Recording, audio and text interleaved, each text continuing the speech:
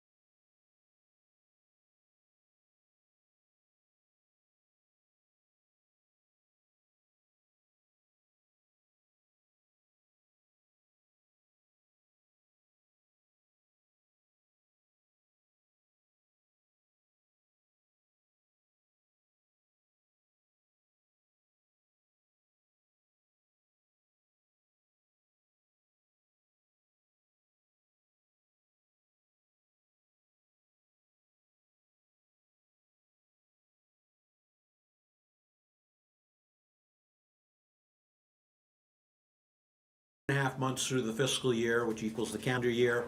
So that's 87.5% done.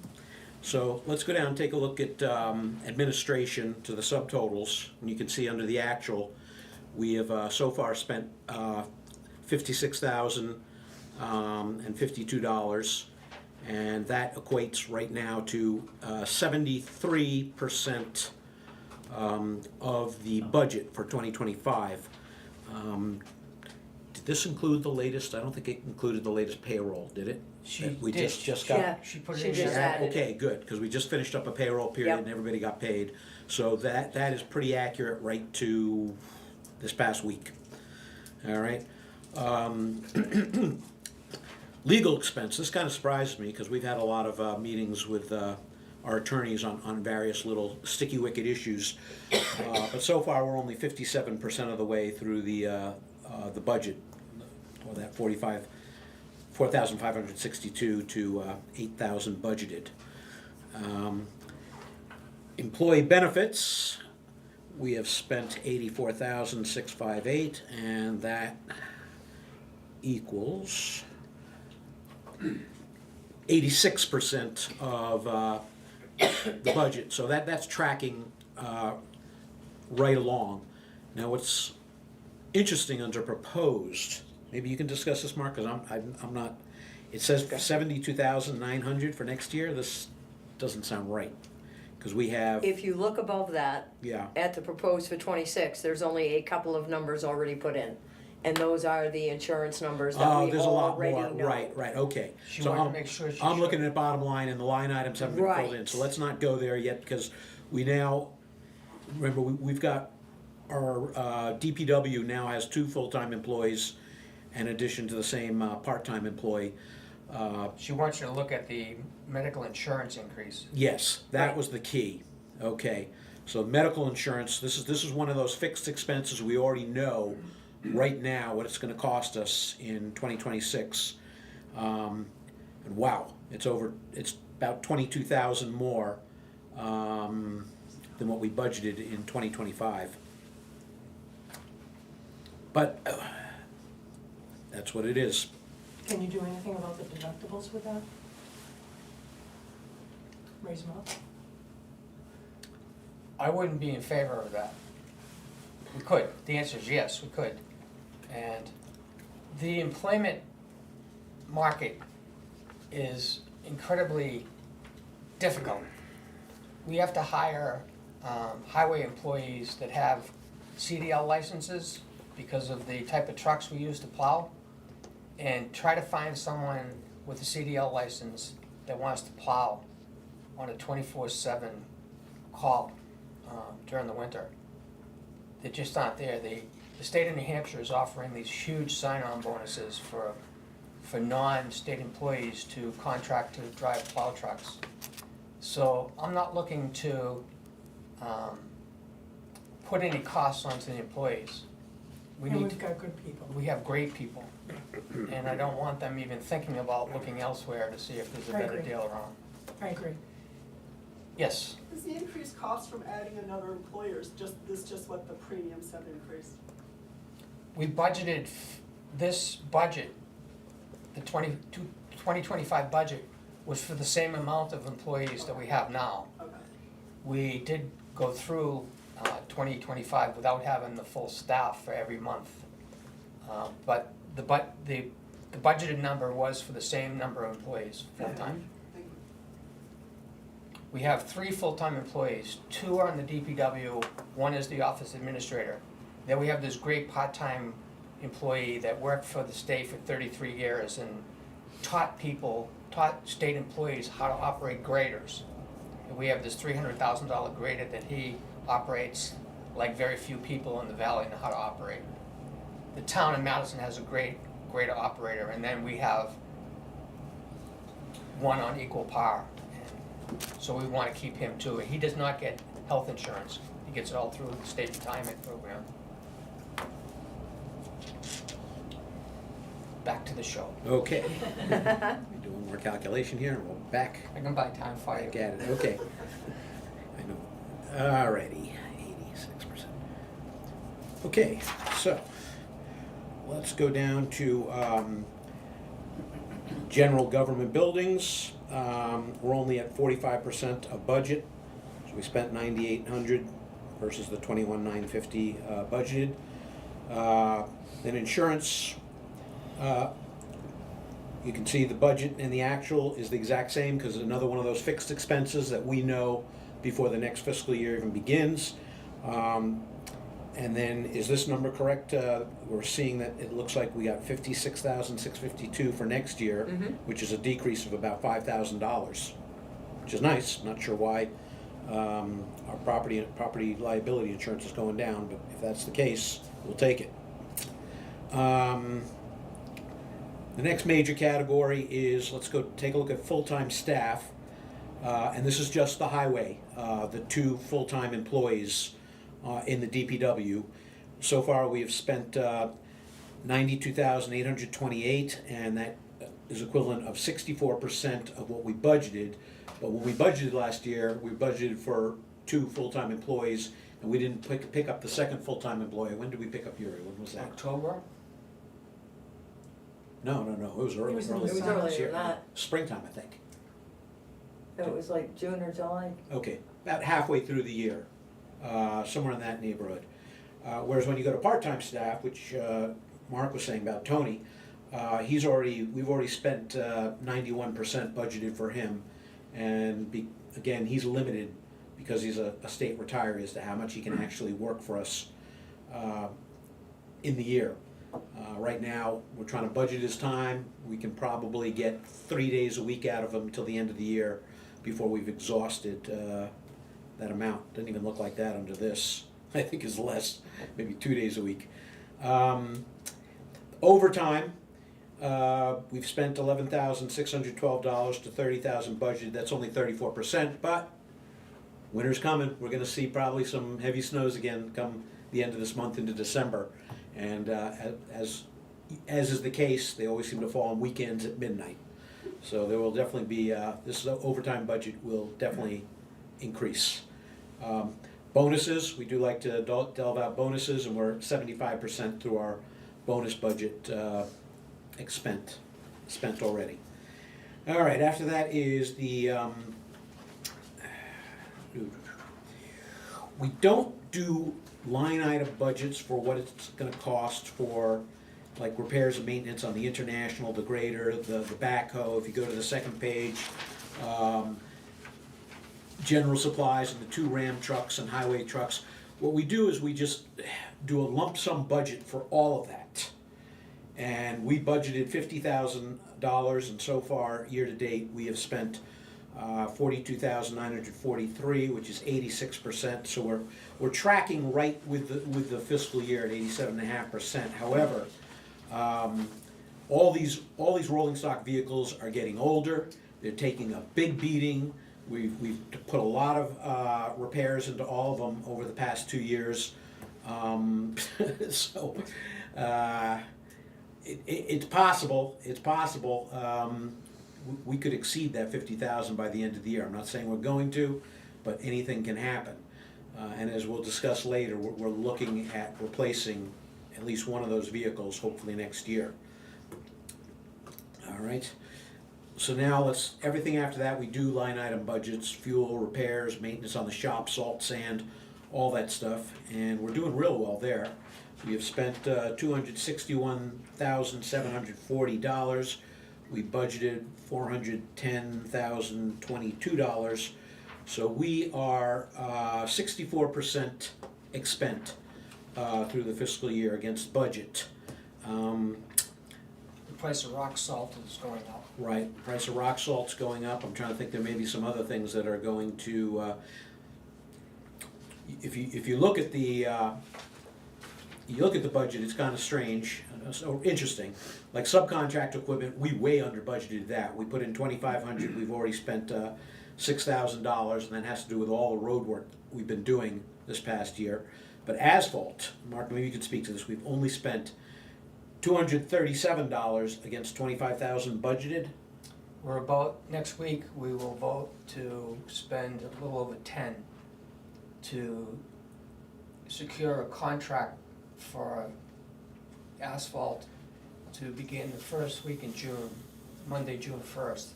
We'll be putting up a third of the contract price now to lock them into coming in and doing a little over $30,000 worth of work, of which FEMA will reimburse us for 75% of that. So next week, that will go down by a little over $10,000. Okay. The reason we hadn't spent it is, we can talk about FEMA after we get through this whole budget, but last year we presented this strategy of not raising any additional money to fund the FEMA projects, of which we get 75% reimbursement. We didn't know what was happening with FEMA. Every week, the news would come out and we didn't know whether there was gonna be a FEMA. Turned out that our strategy worked this year. It wasn't perfect because the state of New Hampshire timing on releasing the checks wasn't ideal for us. The majority, we got an announcement, email Friday, that New Hampshire's going to transfer $140,000 into our bank account for the latest reimbursement request that we made for the work that was done from June through Halloween, October 31st.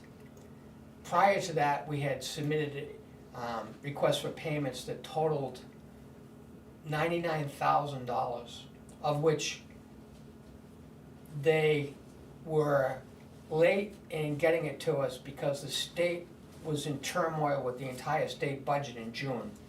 I don't know if you read about that, but there was a delay and we didn't get the cash, which made us not contract anything more until we had the cash coming back from them, which was our strategy.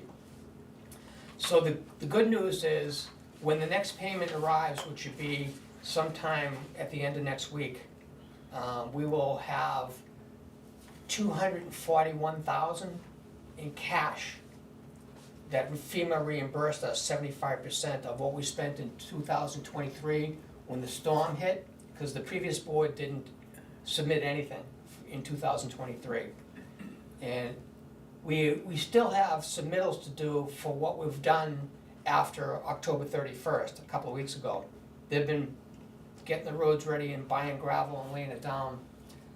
We may even hire a contractor to get more ditching done if we can in the next week and a half, when our deposit site for the stuff that we take out of the ditches won't be accepted in Albany because the owner is out hunting somewhere. So long story short, the good news is we have $240,000 in cash to spend next year, and we have this winter to plan exactly how to do that and line up the contracts. The example is, we're securing the asphalt contractor to fix the shoulders that were damaged on the asphalt on 6 roads. We couldn't do that until we had the cash, and then it was too late in the season. All of the paving contractors were all booked up because everybody waits at the end of the summer to book them. So we're gonna book them now, and they want a third up front. And that line item this year will go down by 10,000, locking them in to do the work. So that's one piece of next year already planned and secured. Right, and we have to do all this work submit for FEMA by August 31st next year. And those that are FEMA eligible for reimbursement, we have to get completed by August 31st. I got the right date there? Mhm. Okay. So August 31st, we have to plan and get as much done as we can, because we have to stop submitting. We can't submit for anything that we do after August 31st. But we can submit after August 31st for work that was done prior to August 31st. So that money will continue to come in, and we can continue to use that money into 2027 to continue to fix the roads that were damaged. We just can't submit it to FEMA anymore for reimbursement.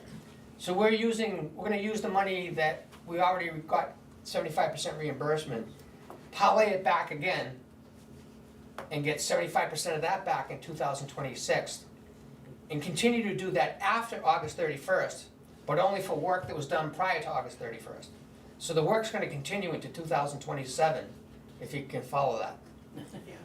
And for those of you who were at the annual meeting this last year, you may recall that we had a warrant article that was passed for a $50,000 loan specifically targeted toward road work.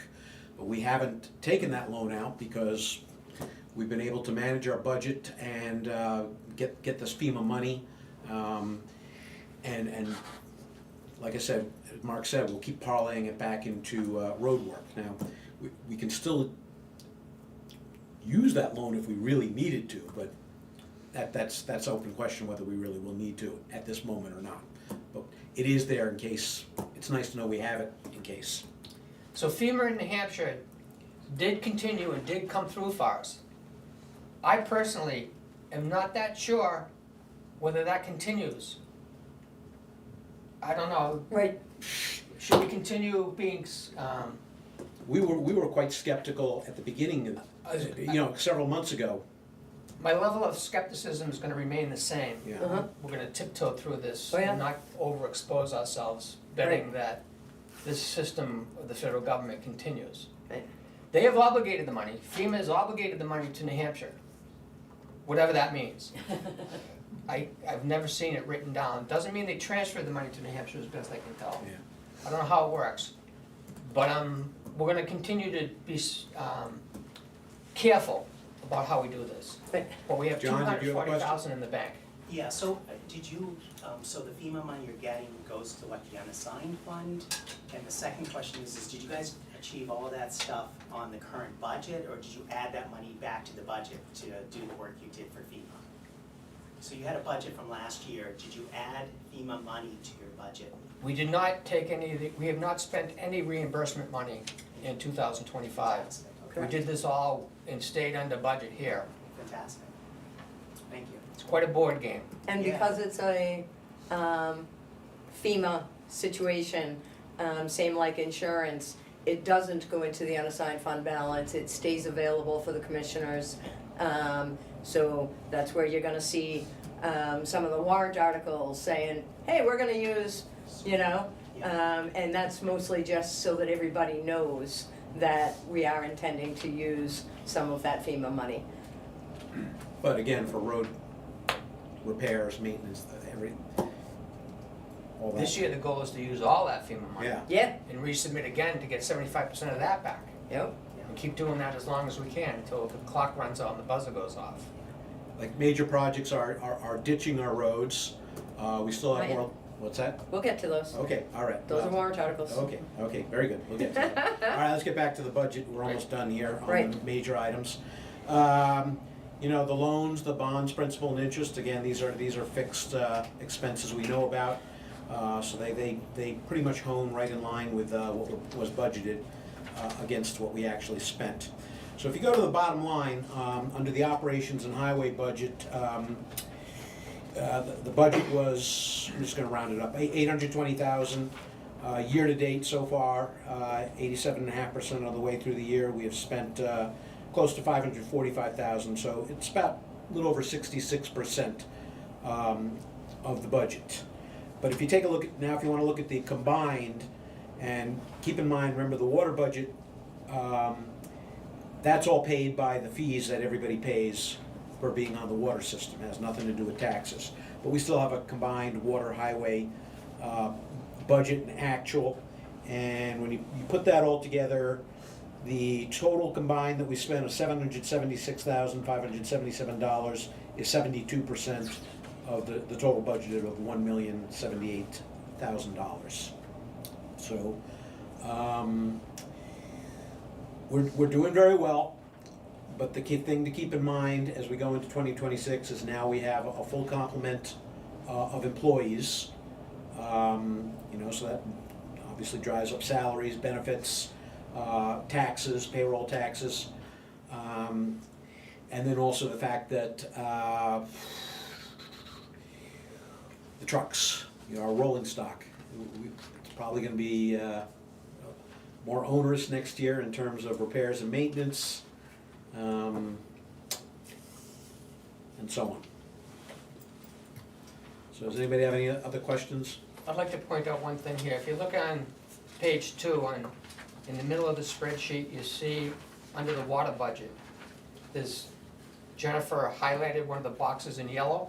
Mm-hmm. It says $92,163.11, and that's the repair line for the water system.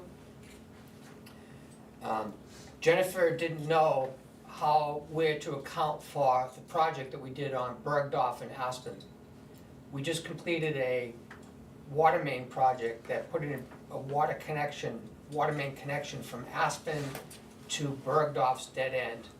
It was a 536 feet of 4-inch main with a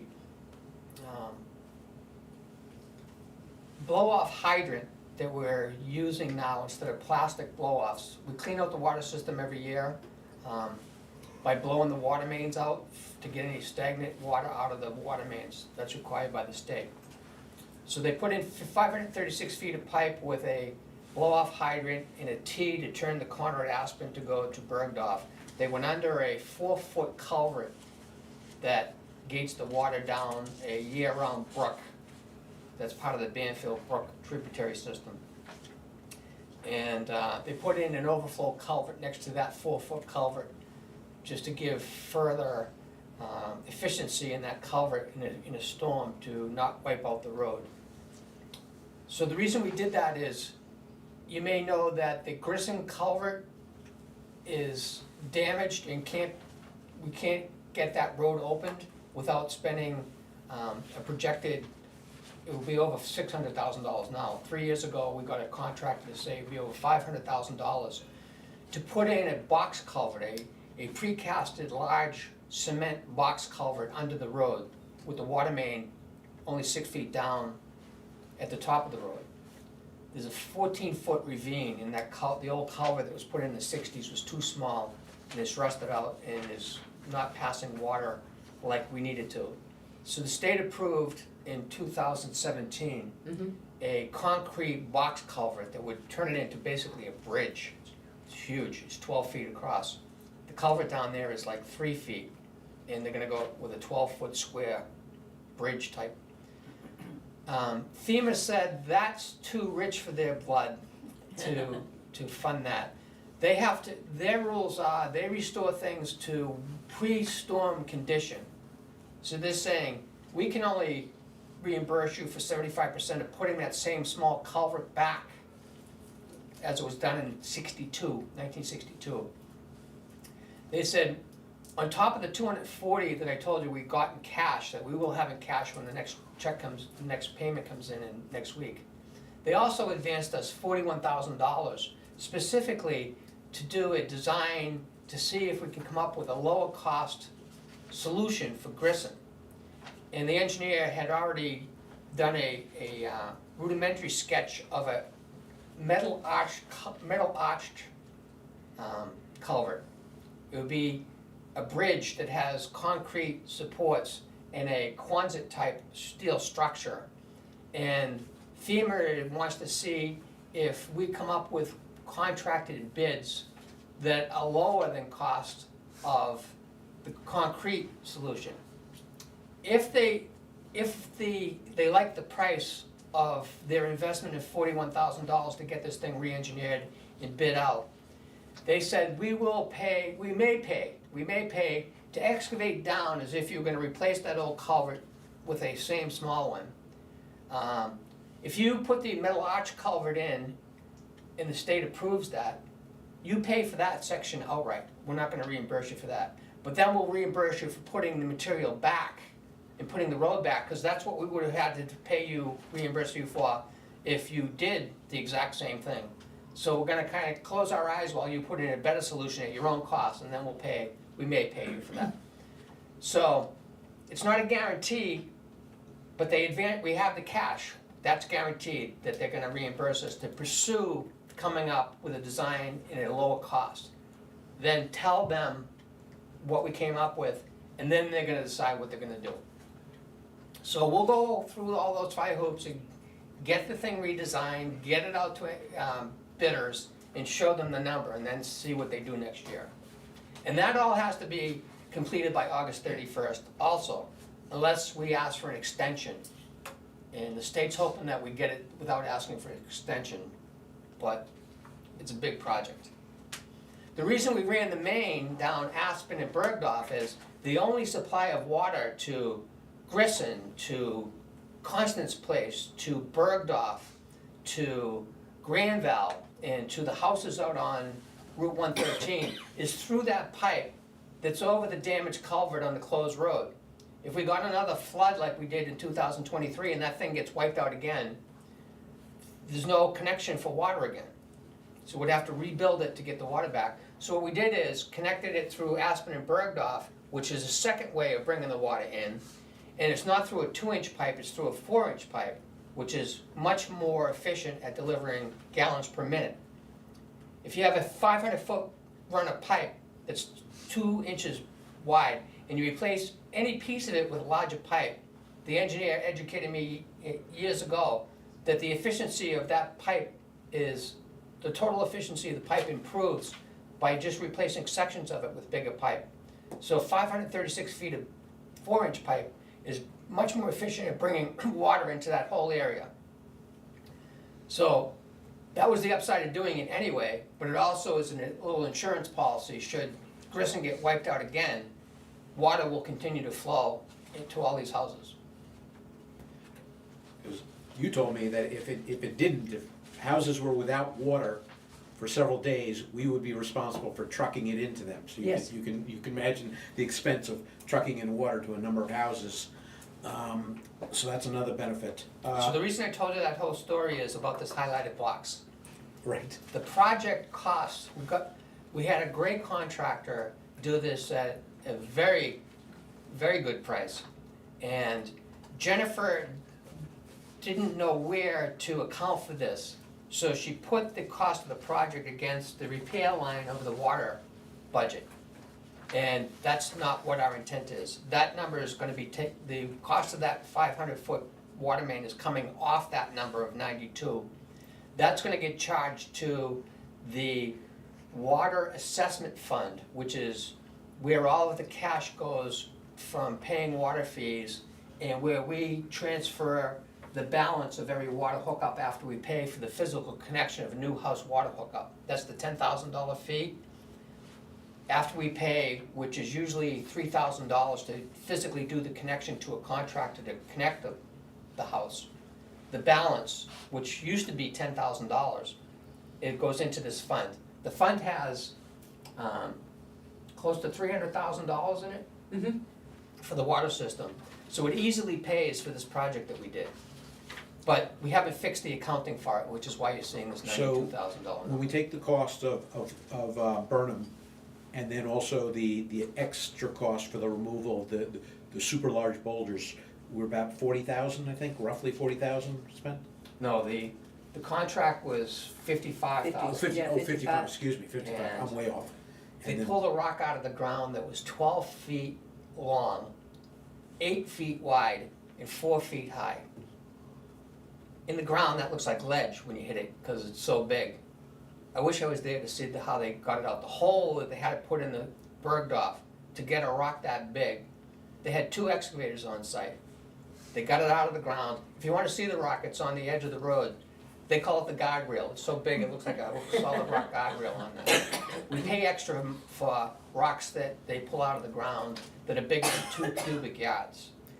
Okay, so if you take a look at the highlighted of 92,163 spent, and we would pull out or carve out the cost for the Aspen Burnham project, roughly I'm gonna say 60,000, that's gonna go down to about 32,000,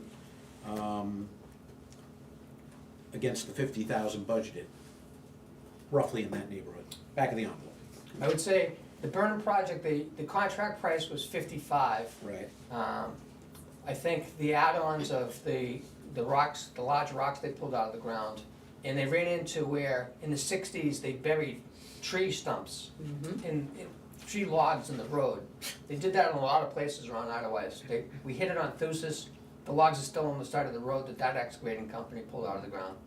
But Burnham had to pull this junk out of the road and then buy good fill, and they process good fill by screening it themselves on burn and bringing it back. So the add-on charges, I think, are about 8,000, so I'd say it's probably 54 and 8, 62,000 is Okay. that project. All right, so I'll revise that. So the actual expense for repairs comes down to around 29,000 against the 50,000 budgeted in the water budget. So, thank you for pointing out. I forgot that that had not been reconciled yet. All right, if there's not any more questions on the budget itself, we can move into warrant articles, but go ahead, John. Just one last thing, for next year, I know that you're doing so much for FEMA, however, you're working under a commissioner kind of salary. Is it possible to pay you for that separate part and have the state reimburse you? Because I think that they reimburse for people working on FEMA, for administrating that. Listen to this story. This is that. Is that possible to do that? It would not go directly to a commissioner. It would come to the district. Okay. And FEMA calculated that if we had a full-time employee that was doing all the FEMA management, that they would reimburse up to $38,000 for all the FEMA projects that have already been identified and obligated to. So they said to me, you can, it's called Category Z, is a separate project where you account for all of your management time. Our DPW guys spent 2 days with the FEMA teams and the New Hampshire emergency management teams going over the village. FEMA, the FEMA portal database has more information about Idlewild than Idlewild has on itself, on its roads, particularly the roads. It's got the pictures, they measured things, they calculated how many cubic yards of material would be taken out of the ditches, how many cubic yards of gravel we'd be buying and that they'd be reimbursing for. But they said, you can reimburse under our rules up to $38,000 for all of the project that you're managing. I said, you have me signing these things that if I make a mistake, you're gonna prosecute me because it's fraud against the federal government. The stuff I read and have to sign is very threatening. They don't want people cheating the federal government. So I said, we get a stipend of $400 a month pre-tax. If I had to calculate out how much per hour I'd be billing you for my management time, it's not worth me accounting for it. We're talking about $1.12 an hour. And I can't waste my time tracking all that while I'm trying to get these projects done by August 31st. So, So we can't create a payment for you? No, they don't go by a market value of the individual doing the work. I asked that question when we were on the a Zoom meeting with them. But that the 2 days that the DPW guys were in, we can put in for. and it's not just their hourly wage, it's their burdened, fully burdened hourly compensation, which is what we pay them, gross pay, plus the health insurance costs, and Social Security, portion of Social Security, and the Retirement retirement. system. Retirement. So that gets over $100 an hour. And it was an eye-opener for us, what it cost us as taxpayers the true cost per hour of the employees. It's shocking to them. But that was part of the calculation that Mark put in, trying to figure out how much it costs to do all this repair work on the people working is the fully burdened rate, but also we had to, machine hours. I think they provided you what the grader is worth an hour, what each of our trucks are worth an hour, and so on. Every working hour since 2023, since the storm, we have reported per hour what machine they were using, what FEMA's allowable charges for that machine, the grader, the backhoe. They want to know the horsepower of the machine as to, in their tables of how much we can charge per hour, the fully burdened cost of the employee on that machine, and all the materials have to be, all the invoices and materials have to be broken down by day as to when it was used. So there's a business in consulting municipalities on how to submit this stuff to FEMA. And they charge a lot of money. Yeah, We figured it out. thank you. Mark figured it out. The rest of us were like, whoa. But, we've been involved enough to realize how time-consuming and how laborious it is to put the paperwork together that FEMA requires. Before you go to warrant articles, just wanted to compliment the board on your work this year. Just a quick recap here from what you've presented. Through October is 83% of the year. So far, operations of highway 66%, the adjusted water is 66%. So you're well below the year-to-date 83%.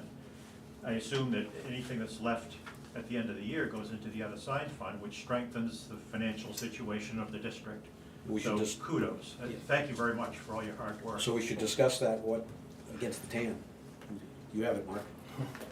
So, to give you an idea, in 2024 was hellacious for us. We had $14,000 taken out of our bank account. Stolen. We had, the computer systems were down when we took over, the website went down. Everything was broken. We fixed it all and managed the budget where we had $92,000 left over last year that went into the unassigned fund balance. I couldn't believe it. Good job. Nice job. And this year, with all the projects we did, we won't know, that's an audited number, the 92,000. We won't get audited for this year until the audit will be completed in October of next year. But we're in great shape with the unassigned fund balance it's at $349,359. And what is pointing out is, the fiscal year starts January 1st. The first tax payment doesn't come in until July. That's when our first tax payment gets collected by the town. We have to go from January 1st to that July payment with the available cash. Usually you have to borrow money against the tax anticipation note. So we usually borrowed $150,000 to supplement what cash we had in the bank to get us to July. Now, they want they want an attorney to write a letter before the bank will even give us a tax anticipation note. And they're charging $7,000 to do the examination and have a lawyer write a letter to the bank saying, you should lend these people money. Well, an attorney decides this. And getting the attorneys to do that is a burden on us, not just the money, our time to get that done. The town doesn't do it. The town doesn't do tax anticipation notes. They do it all out of the financing of their unassigned fund balance. So we have decided that we're gonna do the same thing, is we're not gonna do tax anticipation notes, paying the interest, jumping through the fire hoops, paying an attorney $7,000.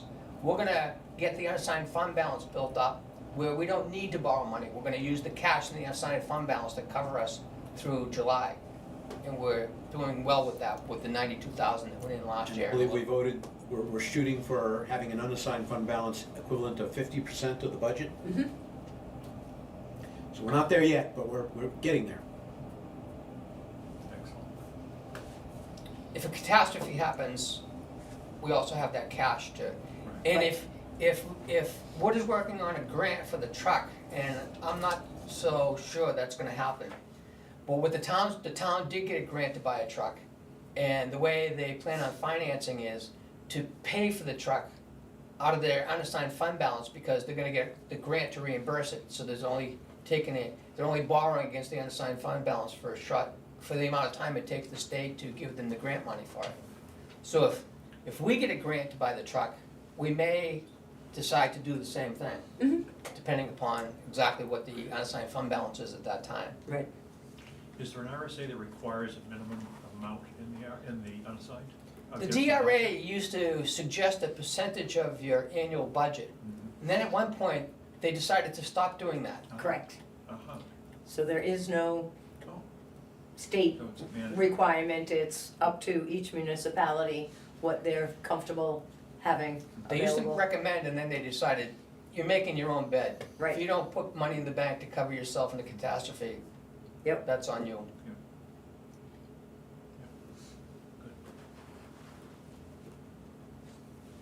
Warrant articles? Okay? We have, if we're on target here, we could spend 18 minutes talking about warrant articles.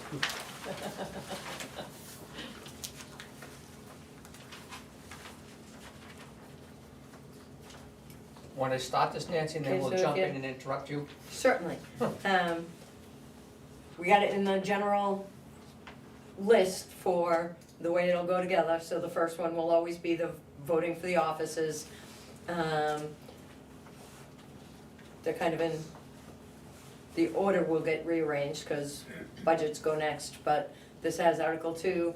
That has 38,000 listed for road improvements. That number is gonna go up a lot as we continue to get more quotes for what we're planning on getting done next year.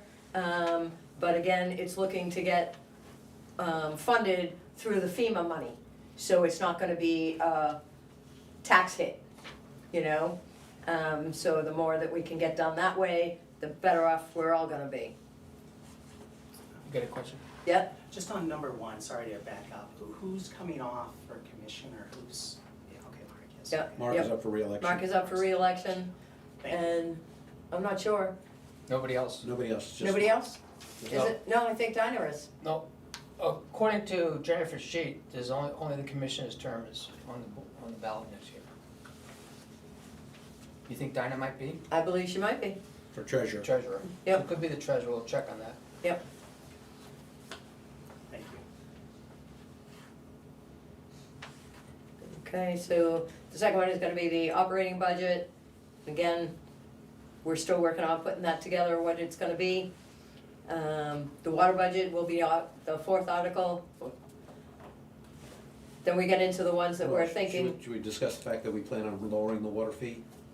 I'd like to we can say mention- that.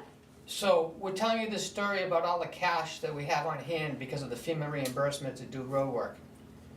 And the decision we would have to make is, do we fund the line items of the operating budget in the same fashion, knowing that we're gonna be doing a lot of work with the FEMA money?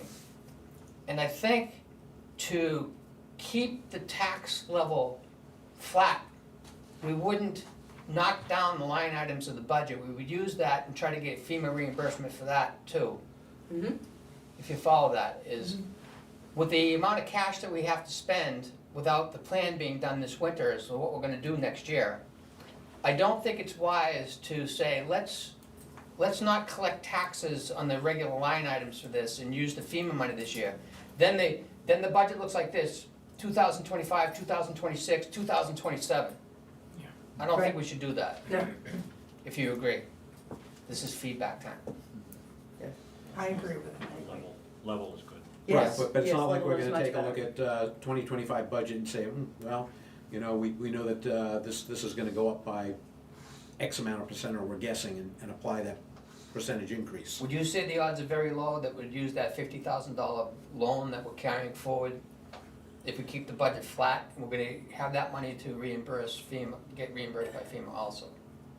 I'm thinking we may not need to actually take that loan, but we are going to encumber that warrant article for next year so that we will have it available and the authority to take the loan available should we find ourselves in a situation where there was something that we needed to have additional cash available to pay something, but I don't foresee us needing to take that loan. I'm not, But But you it want the is, option. but it is there in Right. case, want you the know, option. yeah, Yep. yep, Yes, But back to the water budget, we were gonna so- decrease the fee to, yeah, so a couple of years ago, it was $250. No. $450, and then last year we dropped it to no, we dropped it to Less. 525, didn't we? Right, it was $525, It was oh, it was over 550. five, We dropped it to 550. 525, I think we're dropping it down to 500 this year. yes, yes. yes. So the intent for the water budget is that it will be, the water fee is that it will be lower this year. The feedback I'm getting is that certain people of whatever their income level is, find it difficult for the water bill to be paid in full once a year. They're asking if that can get divided up. And it used to be, we paid a flat $50, and that was to pay for just the electrical costs of operating the water system. That all the capital investments were all done through the tax system. And they raised the water fees, taking it out of the operating budget of the general government. And somehow, with the higher water fee, the tax rate went up on the operating budget anyway. Uh-huh, And we're looking to slowly bring it back to where the capital investments that are made in the water system are done more through taxes than the water budget. And that kind of relieves the people of this big water bill that they have a hard time paying in May. yep, and it also goes along with the last few years, annual meeting, has funded water projects, capital water projects through taxes They started at the changing annual on the meeting. floor. So, and yes, and it was a change at the floor, at the annual meeting a few years ago. So we're staying with the way the taxpayers have said in the last few years for a water project, that if it's a capital improvement, it will go on the tax rate, so. A lot of you we'll weren't see. here when the Rhineac tank project was on the ballot. But that project cost 1.2 million. And that was proposed by that board to all be done out of water fees. And the legislative body, the taxpayers at the annual meeting, changed that from the floor and said, we're not paying that through water fees, we're paying that through taxation. And that made me think, they want this to go back to the way that it used to be for the first 20 years of the village district of Ottawa, so. Mhm. We don't wanna do it all at once, we wanna do it gradually. So yeah, the three of us once had a long debate about this many months ago, and I was ganged up by these two, because why are we lowering the water fees? You know, but it makes sense to me now, is that technically the water fees should just cover the annual costs to keep our water system going, to pay the water system operator, some repairs, and chemicals and all that stuff, and at the end of the day, yeah, we want some left over from what the actual costs were, but not an exorbitant amount. But we do have that now, you talked about that earlier, that we're gonna use, that we're using for the Aspen Bird Dog project, right? So, Well, another aspect of that argument is that improving the water system with capital improvements benefits in the long term vacant landowners. They don't pay into the water system at all, unless it's through taxes. yes, Correct. okay, Okay? So, Article 5. so Article 5, we're talking about putting parking permits for the beaches. It's something that has come up a few times historically, like every 3 to 4 years, since the beginning of the district. Many of us have been through many Iterations? iterations of this. So we're gonna give it a shot again to see whether or not the voters want parking permits for the beaches. And I've got that listed at about 500 because we know we're gonna need to have some signage. We know we're gonna have to have some money available to put the plackets or whatever is chosen to Car put tags, together for the permit. And this warrant article didn't just come from us. We had a hearing, public hearing several weeks ago where some people came in to talk about what they'd like to see of the future of Idlewice. And this one, everybody seemed to be in favor of, that parking at the public beaches should be for Idlewice homeowners only. Mhm. Yes, sir. No, I'm gonna ask this. So is there any thought given to making the beaches access to Idlewice property owners only? That's how we do it. The beaches are? That's how we Oh, will do that's how you do If- it. is by Because I know permitting, that- I know by that- having a permit for the parking lot. Understood. We But- can't stop people from dropping somebody off who wants to use the water. So, well, you can. So I, and you know I'm gonna bring this up. So, I think you can, and I'd like to see it added to the warrant article as an option for voters. I did a lot of research into this, as you guys know, and I sent you an email on July 26th, recapping some of the conversations I've had with numerous people about this very topic, and I have copies of that email if anybody wants to see it. So the first conversation I had with someone was with a town official in the town of Eaton, right? And I actually broached the topic because I've driven by there many times, and I had seen that they restricted their beach and their parking lot to Eaton residents only, so I called them and asked them about that. And I spoke to a town official there who told me that because Eaton owns the parking lot and they own the water, or the land to the water's edge, it is private property and they can restrict access to the park. My next conversation was with Andrea Lamoureux, who is the president and policy advocate for the New Hampshire Lakes. I explained to her the construct of the VDOE, and that the VDOE and its taxpayers and homeowners, residents, own the land and the parking lots, own the land to the water and the parking lots. And she said, this sounds like a very similar construct to the Emerald Lake Village District in Hillsborough, New Hampshire. So I went on their website to see what their regulations were.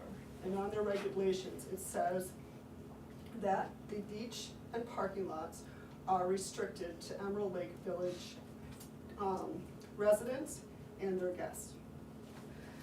Andrea Lamoureux, when I had spoken with her, had suggested that I speak with attorney Thomas Quarles of Divine Wilmot Branch in Manchester, New Hampshire. More importantly, Attorney Quarles is the chair of the state's Public Water Access Advisory Board and the chair of the New Hampshire Supreme Court Public Protection Fund Committee. I spoke with Mr. Attorney Quarles for more than 30 minutes. A very nice man, very accommodating, and a great resource. He said, in no uncertain terms, that because the VDOE owns the parking lot and owns the land to the water's edge, it can do whatever it wants, and that's almost a direct quote. He put it perfectly, to me, when he said that while the state, and this is in quotes, while the state owns all the public waterways, the public does not necessarily have access to all the public waterways, as it depends on who owns the shoreland. So if the beach is in Idlewild, the shoreland is owned by the Village District of Idlewild and its taxpayers and homeowners. Lastly, I spoke with Garrett Roskilp, who is the statewide public boat access program, who confirmed what Mr. Quarles, Attorney Quarles, had said about this. Now, and I encourage anyone to call any one of these people because they're all incredibly knowledgeable. And after listening to a few commissioners' meetings, recently, still seems to be confusion on this topic. So again, I encourage people to reach out either to the Emerald Lake Village District Commissioners or to the officials in Eaton, or the best probably resource is Attorney Quarles, who's in Manchester. And again, I mentioned that he is on the Public Water Access Advisory Board. He's the chair of it, so very knowledgeable on the topic.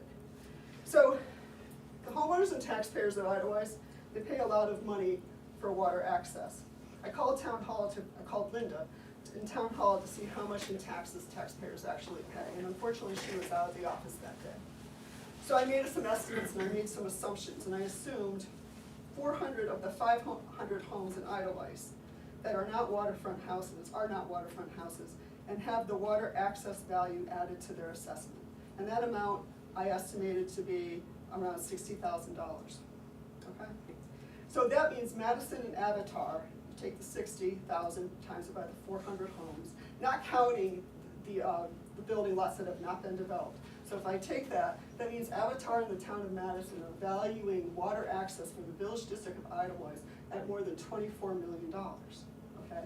So the 60,000, going back to the $60,000, right? If you add the Madison and Idlewild's tax rate to that amount of money, the amount of money that taxpayers are paying for water access in the Village District of Idlewild is more than $500,000.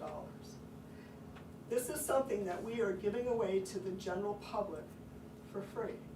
And again, I think it should be up to the voters to decide at the next meeting whether or not, do they not only want the parking lots restricted to VDOE residents, but the beaches as well, because Mark, you brought up a great point at one of the commissioners' meetings. There was a Conway rec bus that dropped off a busload of kids at our beaches. And you may find that fine, and that maybe that is fine, unless there's like trash and there's broken rafts and there's all the things that come from like having a lot of people using it. So my only thing is that leave it to the voters to decide what they think is the right approach here. Thank you, I appreciate your time. If I could just comment to that, Yeah. thank you for everything you've done. I agree with it.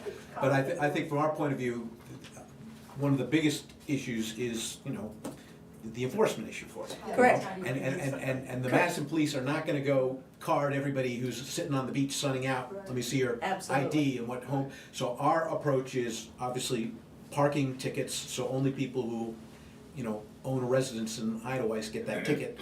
So you can use the parking spaces at the beach.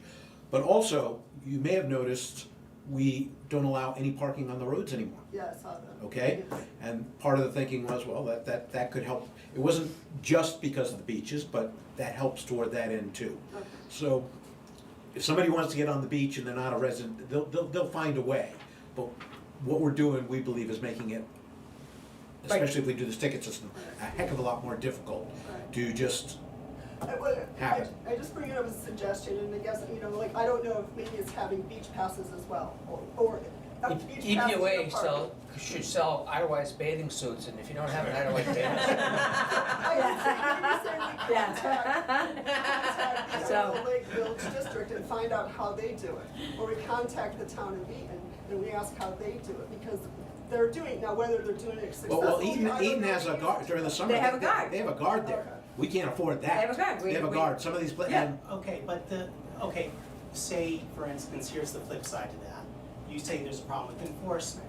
Well, if there is trouble there at the beach, because it is now declared private, the police are allowed to go in and prove that they're there. So it helps us in the situation when there is an immediate need to remove someone from the beach. because they're not allowed, because they're either not a resident or a guest. Well, So. The one it allows- situation that I'm aware of where there was an issue at the beach, it was a renter. Yeah. So they were legally there. Okay, and I know people that shouldn't be there. We see it all the time on the lake. Yeah, and you make a good point. If there's a problem, yes, the police are gonna come in, but they're Right. not gonna spot check people just to see. I'm not asking you to general spot check, Yeah. but you can give a pass to people. If you think so, you agree with us that we are able to make it private. Do you guys agree with that? Oh, yeah. I agree with that, but we're gonna put Okay. this to the voters. We're gonna, Exactly. yeah, So we're gonna that's put all to the we're voters asking. to at least start with the So that's- parking permits and then move from there if there's continued issues at or accessing the beaches. So you don't feel like the public should be able to vote on making our beaches private? Sure they can.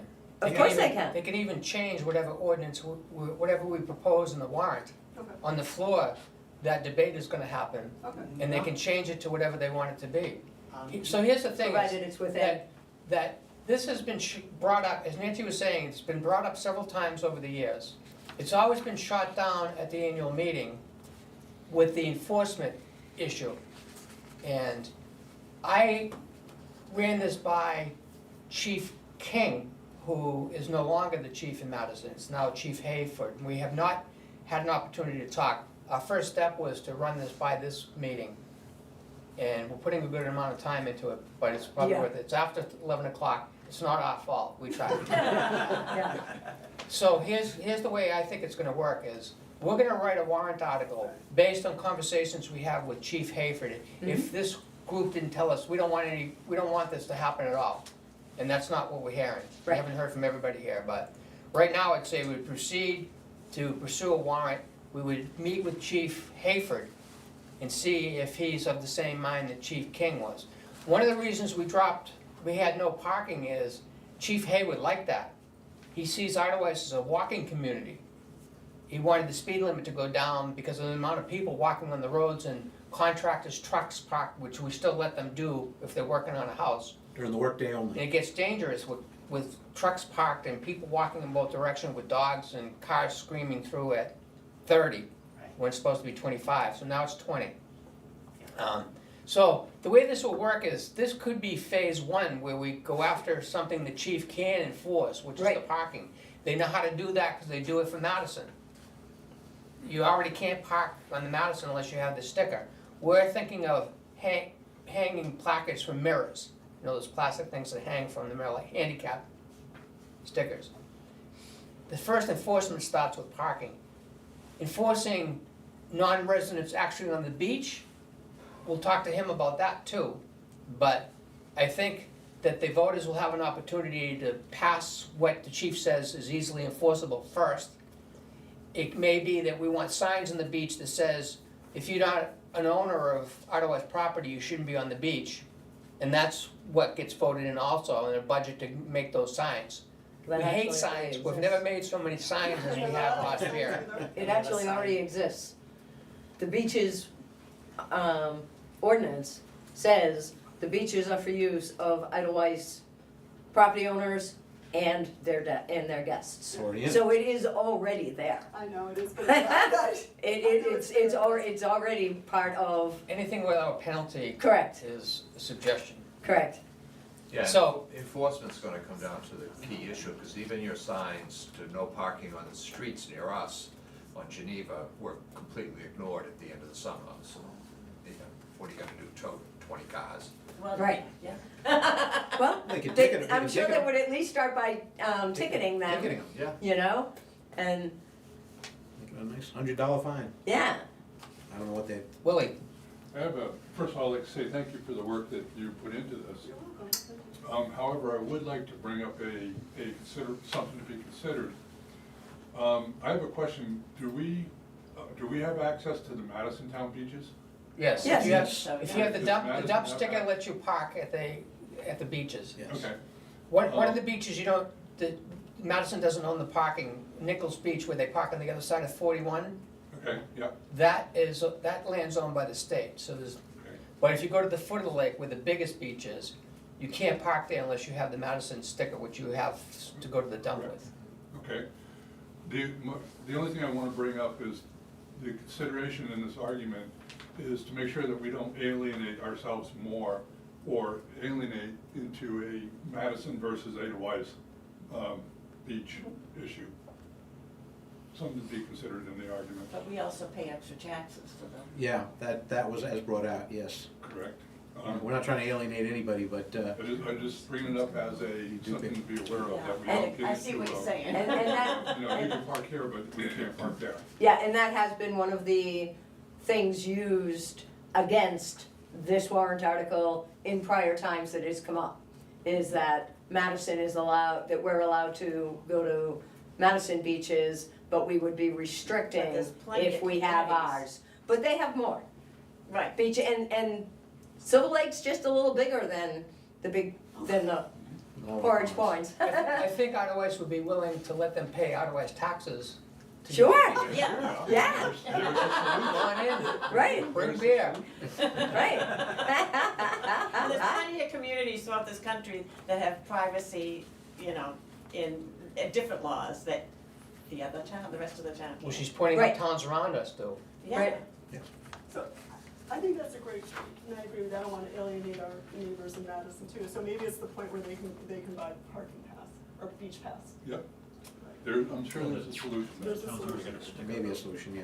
Yeah, but they can't. But the key is, we pay Madison taxes, so of course we're allowed to use the dump in their beaches, but Correct, and they're Madison not paying don't pay tax- Idlewise taxes, and Correct. that's why we're late. But that's maybe something to consider, is that you Right. wanna use our beaches, pay it.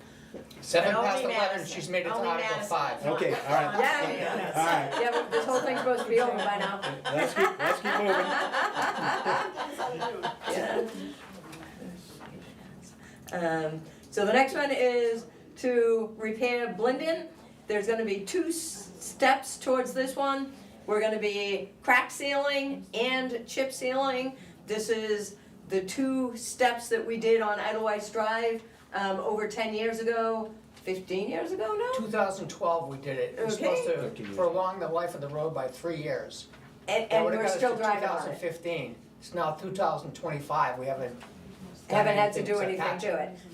So, Blinden did get a lot of damage, last year and some of the, so it is worthy. And anytime we can protect a road and put it back together this way, it's much more cost effective moving forward than it will ever be to rebuild a road, you know? So if you can protect it and keep it usable for extended time, better off for all of us. And it was identified many years ago as needing this then. Yes, It was, You, me, and Kelly. yes, yes, we got a price for the crack sealing it would cost $18,000 to fill every crack greater than 1/4 of an inch before they come and chip seal it. I put a request into All States Materials, who does the chip sealing, to give us a quote on what it would be to chip seal the entire road. And we need that number before the annual meeting so we can put it in a warrant article, this warrant article. But if we just make a guess that's, I'm just gonna throw a number out there, 20,000. For chip sealing? Or is it way more than crack sealing? Way more? Okay, so let's say 30,000. So let's say the whole project, this is just a ballpark number, don't take me at this, that's for illustrative purposes only. 48,000. So the next question would be, funding for this appropriation will be funded by Taxes. taxes. Texas, Okay. That's what we're here for, to let that be known. Yep. Since you had a question mark, so, okay.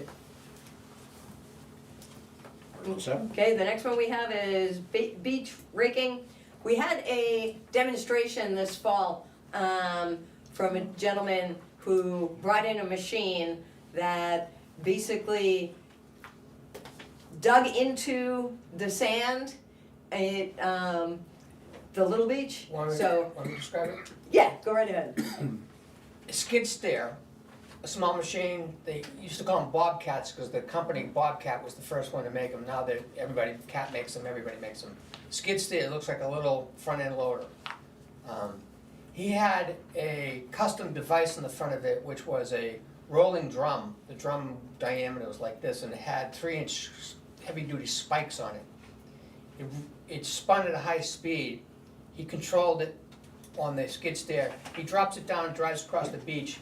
Those spikes go down and they get down into the sand that's packed down by the rain and usage, people walking on it, and fluffed the beach back up and took all the weeds out of it and kind of brought the beach, little beach, back to life in It looks great, a half Yeah. hour. He changed the nature of the beach. yeah. We thought we had to bring in more sand because it feels like it's hard ground. I dug down with a shovel and it was 12 inches deep, just hard packed. And this machine fluffed up the first 4 inches of it. So what Nancy's saying is that people are saying, well, the highway department actually says Geneva Beach needs this done. Uh-huh. The other beaches, we have to see the tree roots that are in there, like Porridge Shore Beach, that needs sand. And we're gonna talk about another warrant article, Right, but that's what this warrant article is about, bring that machine, budgeting to bring that machine in with the warrant article to do more than just a little beach.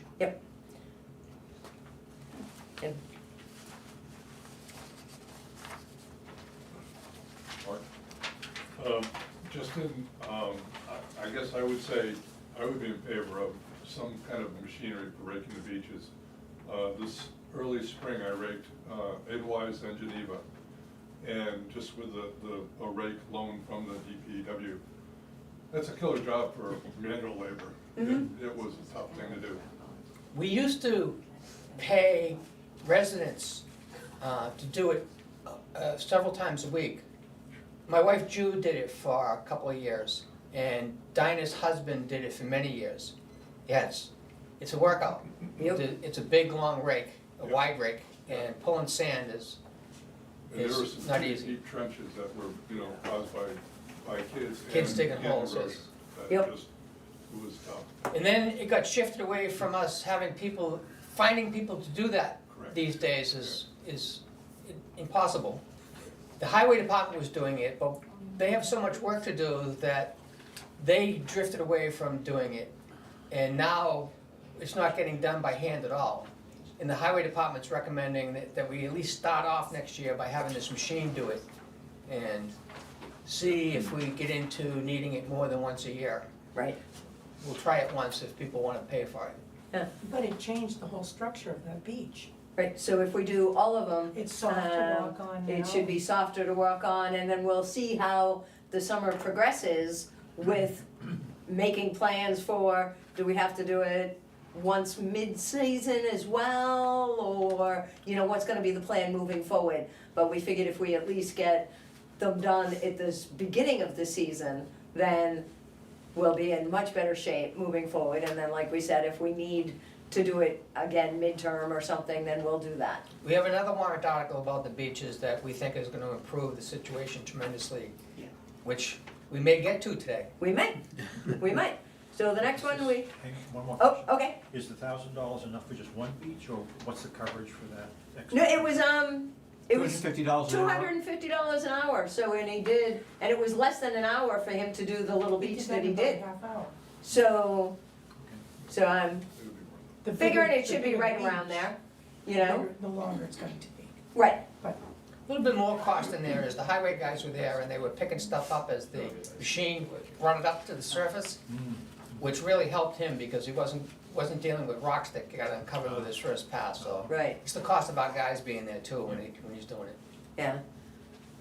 So I think what we're saying is this number may go up a little, like another 500 or something. Yeah, if it needs to. Yeah, okay. The next one we have is removal of ledge from roads and ditches.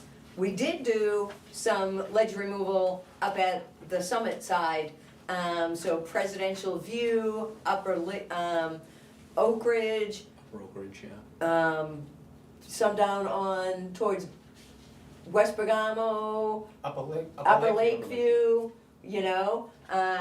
so we did have a bunch taken in already. Little Shore Drive. Little Shore, yep. So there is ledge everywhere in the district. In the ditches. In the ditches. So the reason we started this is the highway guys were saying we're improving the ditches, but there's been ledge in certain ditches where the water's coming down the ditch and then it hits the ledge and comes out onto the road. So there was one bad spot that started all this on Oak Ridge Road that we all agreed we did. We found a great guy in Freedom that has a large excavator and a hammer in a good price. And he was thrilled to work with our guys. These guys like working with people that know what they're doing. So this guy just ripped through all these roads at $250 an hour, and we had him do it for a couple of days. And there's a mobilization, it cost $600 to get his machine to come here and get it back out. So we want to do more of that in other areas of the village as the highway department identifies it. We have to bring them back in because we discovered a big ledge problem on Lugano. That's affecting a house's connection to the water system. And we have to get him to come back with the machine to get that ledge out of the road so we can do a proper connection of the first house in Lugano to the water system on Lugano. So while he's here with that mobilization cost, we'll have him go and take care of ditches that the highway department identifies, and that warrant article will pay for it. So, one of the things I've learned in my short time on this board so far, mainly from Mark, but also from Nancy, and just to let you all know that, repairing our roads and making them nice and drivable is great, except you're throwing good money after bad if you don't have good drainage. So that is why our emphasis is on ditching and getting this ledge rock out of the way so we've got good ditches for drainage. Will FEMA pay for any of this ditch remediation Nope. work? Not this stuff, It no, wasn't caused by a storm. right. Yeah, so most likely, this will be a tax, paid for by tax, for that warrant article, but we haven't identified all of the ledge that he's gonna have to come in next spring, so that's why we don't have a number for it yet. So, the next article we have listed is a potential warrant article, we're not sure yet. We do need to replace the international. So there's, Wood has been working with is it the Clean Fleet Yeah, grant green. to try to see whether or not we'll qualify for a specific type of grant that is available to get rid of old vehicles that have older emissions setups to the more current ones that have much better emissions setups, you know? So it's a clean fleet thing, and the international that we currently have is the last year that that qualifies. So we know that our international qualifies. It's just whether or not the district will have everything put in together, and whether or not the district will get the grant. Because that's two separate things. You have to identify that you qualify, and then you have to actually get through the grant process and application and get awarded money. So we should know long before the annual meeting to be able to tell people what this one will be, but there is a capital reserve with, for highway equipment that for some reason my number got removed. There's like $74,000 in there, or $71,000 in there right now, as well as some, if we get the grant, and taxation, which will be a loan if we are gonna be replacing a truck. We don't know the exact cost of the replacement, but I think something that's equivalent to the international is in the neighborhood of around 300,000. And I'm sure you've all seen it. The international is a beast when it comes to snow plowing, and they use it for dump truck removal and stuff like that. But according to our guys, it's amazing that it's still going. I actually took a ride with Jeff a couple weeks ago in it, and it was a rough ride. But they're making it go. They're making it go, and we're hoping they can keep it going for another year. But after that, we definitely need a new truck, and hopefully we can get some money from this grant program to offset a portion of that The current purchase cost. international's not four-wheel drive either. Correct, Oh. correct. So we will be looking for four-wheel drive, vehicle to get up. Yeah. It comes in handy. So Article 10, pond level ordinance, just to swap the authority to change back to the commissioners. And we will have the RSA that gives the commissioners right over all ordinances available by the, probably the budget hearing in February. The next thing we have is, we did get some engineering done this year and, for the Como zone, and now it's gonna be putting together the numbers for, actually installing the Como zone. So it's a PRV pit, kinda like the one that just got added on Upper Lakeview.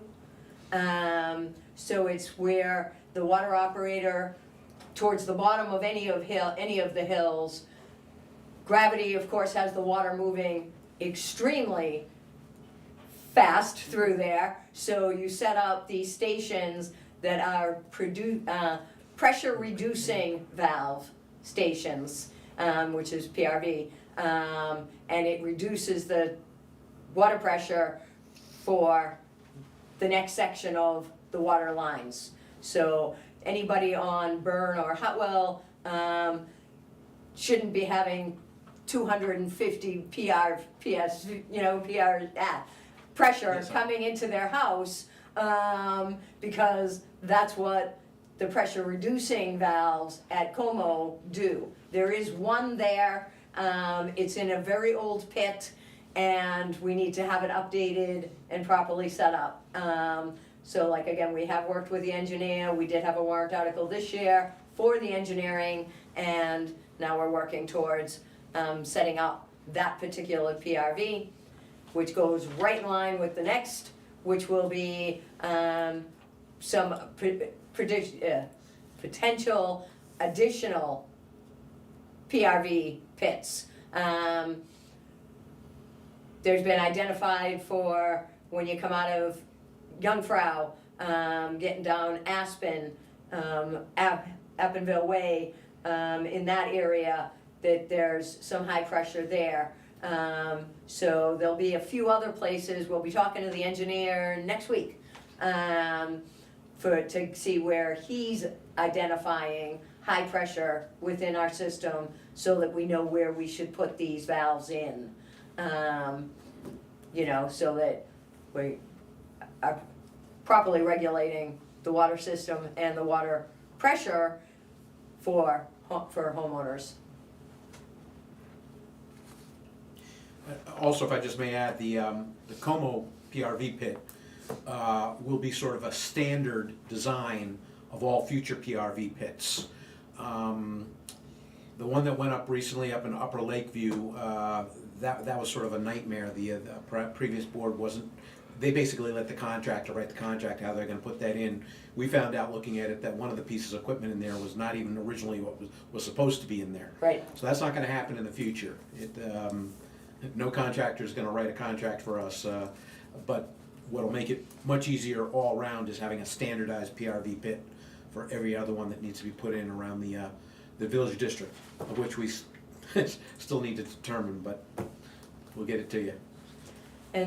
And for them, prior annual meetings have said something like this type of construction, so it could be that it gets paid for by taxes, and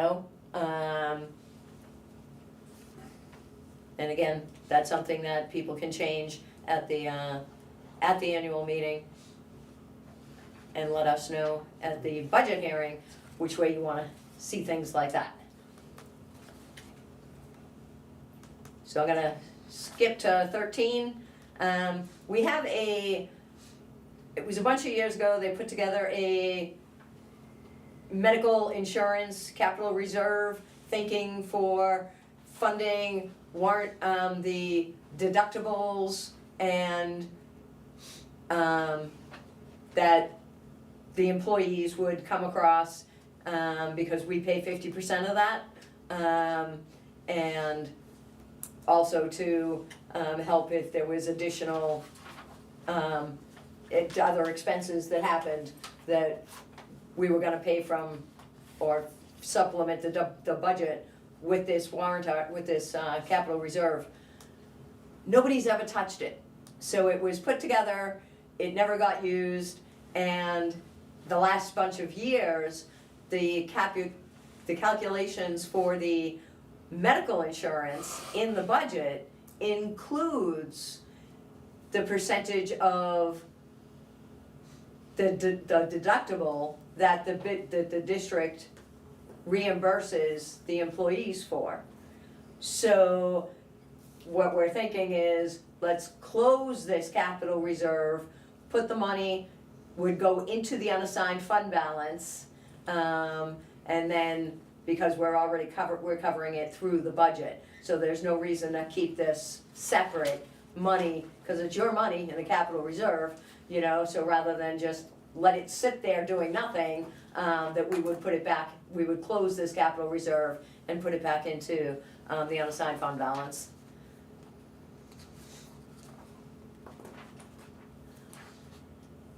We're almost done. 14. All right, on 14, out behind DPW 1, there is a tank, a waste tank, for after the guys, when the, especially during snow season, when they bring the trucks in, snow, ice, etc., all winds up on the floor. The drains are all set up in the garage so that it goes into this particular tight tank. So we will be funding the tight tank. So it has been a capital reserve that's existed for a little while. It got dropped down when it got filled or emptied last time, and now we're looking to put it back up. So that the money will be available the next time the little alarm goes off at DPW 1 saying, empty me. Nancy, Yes, one way to reduce the tax burden just a tiny bit, if that emptying gets done every 2 years or every 3 years typically, don't really know for sure probably, but instead of going for the whole 6,000 all at once, we could just put in 2,000 or 3,000 annually to build it up. well, we know it cost just over 6,000 when it got done the first time, or right around there. Which is And we're believing it's gonna possibly need to be done this year. This year or So, next year. 2026. 2026. Yeah, so, I don't know, we can certainly think about that. I think the real answer is, the story we heard is that tank was being managed in a bizarre way. Right. And the current crew is managing it differently. And we don't know how it's gonna operate now that it's being managed correctly. So, yes, once we know how it's gonna, what the nature really is, we could go into a staggered funding like you're talking about. But right now, we don't know until Right. these guys have been running it for a couple of years. Could be some So residual. you're trying to get ahead.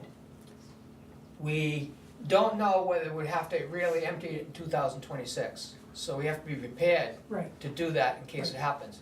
Right. If it doesn't, then we won't be looking to put any more money into this capital Right. reserve, and those guys will be able to tell us more, be able to Right. forecast when it does have to be. The problem with it is, because the water is melting off the trucks, it's carrying rock salt and it's carrying the fluids that the truck loses, hydraulic fluids. So it's not just pumping water out of a tank, it's hazardous material. Yeah. It was really hazardous, the first time they did it because Yes. of what one person was doing. Mismanagement, yes. Yes. Yep.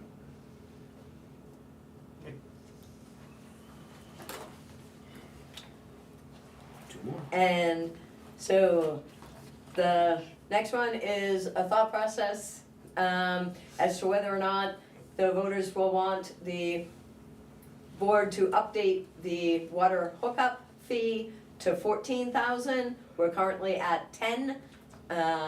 It was 8, or actually it was, I think it was less than that, I think it was 5, then 8, then 10.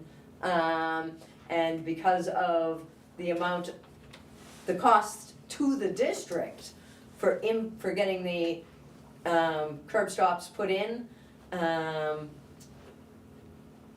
is where there's been, it used to always be, we had about 5 or 8,000 after we did the hookup that would still be available, and that number just keeps reducing. So now there's very little left that goes into the water assessment, after all the charges for putting in the curb stop have been paid, When the hookup- when the because hookup those fee other was- have gone up.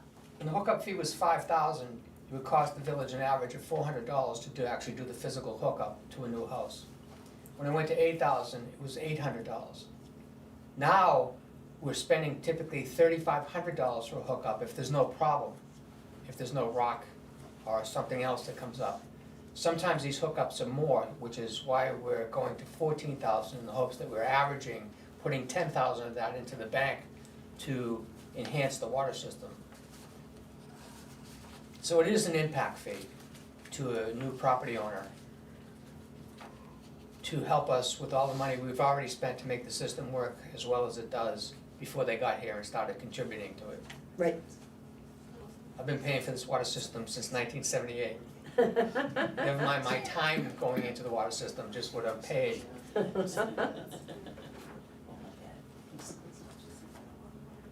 All right, final So, one. and the last one is, whether or not the voters would want us to perch, a couple of the beaches. Porridge Shore would be one of them, definitely. Thusis could be one, Boulder. and Boulder Beach. To see whether or not the voters would want us to perch those, which is an entire process that is the compliant way that DES allows a homeowner to make a private beach on the backside of their property, is it has to be perched. So what it does is it stops the sand from actually getting into the water, because you put a divider, a wall before it actually gets in, and then you can smooth and have better set up for where people can lay on the beach and things of that nature, but it stops the sand and the erosion from getting actually into the ponds. So like we said, there's 3 that we're thinking, for right now, and see whether or not it's something that the voters want us to consider, and to whether or not they're gonna vote for. I just wanna comment, I'm a huge fan to do this because we are saving the water as well, from all the debris and Silica. silicone Uh-huh. coming in, so, and also it will make your beaches softer because you're not getting all that compacting you're getting from that water just filtering through it as well. So I just wanted to say that personally, it helps save our water, making it clearer, but also will make the beaches softer and finer. So I'm a big fan of that. So, Nice. Yes, Terry. so I don't really know what this is, but like, is it only gonna be required at the beaches? Is there any, thought to maybe encouraging homeowners to also do it on their private properties?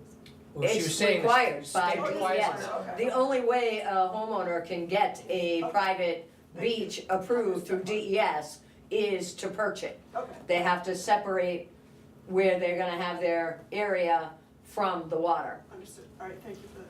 And just to be clear, the beaches we were talking about was because they have slopes, are Boulder, Thusis, and Porridge Shore, Okay. whereas we believe Geneva and Idlewice are pretty flat. Yep. And that, When you're driving by the flagpole, if you look at the little beach, you can see how much sand Right. is in the It's going water right in. from years of us restocking. So if that's perched, along with the other warrant article to machine it, fluff it up, now it can't easily go into the water. Now the beaches have changed radically, and we're not continually adding sand to it that goes into the water and fills up the pond and pollutes it with silica and everything else that gets carried down. Right. You've been waiting to say something. Yeah, it's off that topic, I just don't wanna delay the meeting anymore, I'm new here, I'm new here. I don't see anybody rushing out, so. Listening about the parking, which is a concern of mine too, but I did email to try to get a kayak rack, and there's no system apparently just to find out who's using them and who's not using them. How do we fix that, and can we fix it, or can we put in another? There is a system. I tried The- to email and they said, the reason why you can't set up an account is because there's nothing available. Right. And we have no way of knowing who's using them and who's not, which I felt was really, I'm sorry, I'm retired military too, so this kind of drives me crazy when we No, don't we have do- we solutions do. to problems. There But there how do I is, get a kayak rack, and do we have to build more? you get to sign one up, you get to sign up next year. How? It's done through the portal, which is available Which I at, tried to do. yes, and you So let me can't do it this explain. time of year. You came in mid-year. Right. Okay. In April 1st, Yeah, the portal opens up and people, the land rushes on. 15th. People go April and 15th. sign up for Yeah. canoe racks. Right, Okay, but so you the can't get system one. is completely wiped out. Nobody owns any racks. Oh, okay. April so- 1st, it's wide open. Get on your horse, ride towards the property, stake it out. Now, No. let me No, finish. The you reason have they to can't set tell it you, up. the reason they're all taken is, after all the first round is gone, people are allowed to then apply for an additional space that's left available. So by July, all of the racks is filled. Okay. So you came in and it's all filled No, up. I get Yeah. that. The administrator, the way that software system was set up by a volunteer, Yeah. is it doesn't allow her to see the database. She Okay. only sees the results of when it says So that what there's if- no, what Whether if or not it's full. You can't get in, I mean, at that point, is there ever an issue for anybody, or, I mean, that's kind of why I bought the property here, because I used to be in the Marine Patrol and I hate big lakes, because I don't like motorboats. So I thought this is a great place, because I can come up and, you know, have that peace to be out there on a kayak and not have a motorboat taking you out, you know? April 1st, you'll be able to get the canoe rack Okay. that you Yep. want. After that, the racks are being taken by people, and then the second round starts where anything that wasn't taken, and every year there's Okay. excess spaces. Okay. Then people will start to put their second round of family boats on there. I see. yep, And by the end of July, they're all Oh, taken. no, it won't be a problem for me April 1st, I'm just That's right. asking that I should be able to get one. oh yeah, you Yes, certainly next- should, Next year, I yeah. didn't know if this was an issue or something. No. yeah, Didn't wanna make a new one for you. yeah. And give your name, we need you on the VLAP, the VLAP team. I'm sorry, what is that? It's the Voluntary Lake Assessment Program. We test the water Oh, 3 times a year. Somebody else had their hand up. Yeah. Willie. Just a quick question back on perching. Boulder Beach, is there a way to pull some of the sand back up without doing? With a physical dredging damage? permit, but the state would have to allow us to dredge. yeah. Okay. It's said that the ponds are dying naturally. They do, From Rock House Mountain, from all the surrounding 1,200-foot mountains, the sand is coming down through the brooks and is filling these ponds. They're expected to get filled, and someday, future people will have to decide whether they're gonna spend a lot of money to dredge all that stuff out of there to keep the ponds the way they are. yep, What we wanna do is, we've increased the budget for calcium chloride for the gravel roads. You see the roads they're stiffer, they almost look like concrete. Calcium chloride is a coagulant. It pulls the moisture out of the air and firms up the fines, the small particles that make up the gravel, and it gets really hard. If it's super dry, there's no moisture for the calcium chloride to pull out. But when it is able to do it, it prevents the rain from carrying the fines out of the gravel roads and goes into the ponds. So increased use of calcium chloride and perching the beaches, we think is the best thing the village can do as the first steps of trying to control how much sand is running off of the roads and off the beaches, in particular, into the ponds. After that, the next step after that is expensive and harder to do, which is starting to build catch basins everywhere on these ponds to try to give it a chance to get collected before it goes into the ponds. There are places we could do that, but the first steps are the calcium chloride and the perching. And also just to let you know, there is, we have been reporting a certain stretch of road, I think from like Big Loop up to where our section of Idaho ends. of what it costs to lay that down and other road work. We've been reporting our costs to a group called Big P Pond Preservation Association. They're doing a lot of work to try and help mitigate what Mark was just talking about. So they take our data to help raise the money on their They have a side. grant that has them contributing like-kind investment, and they asked us what kind of investment we're making. We say every time that we grade that section of Otherwise Drive near Big P, we put calcium chloride down. They said, great, tell us every time you do that. We can use that and report that as our investment in helping this grant get paid for. So that's what we do. Every time we do that, we report it to them. Mark, the EPOA may, we haven't decided yet, want to do a petition warrant article for the playground equipment. What's the due date for, the end date for submitting petition warrant articles? They will be due the Tuesday before the first budget hearing. Final day for submission of petition warrant articles is February 6th, Friday, February 6th. Okay. And they're submitted to the clerk, which is you. Yeah, they get, Do I need a witness? they get submitted in through the office. And you have to have, what, 10 signatures from registered voters in Right. Yep. Otherwise to make it be considered. 11:41. It's a good meeting. Any other questions? Motion to adjourn? All right. Second. Oh, did I steal it? No, you dropped it. All in favor? Aye. All right.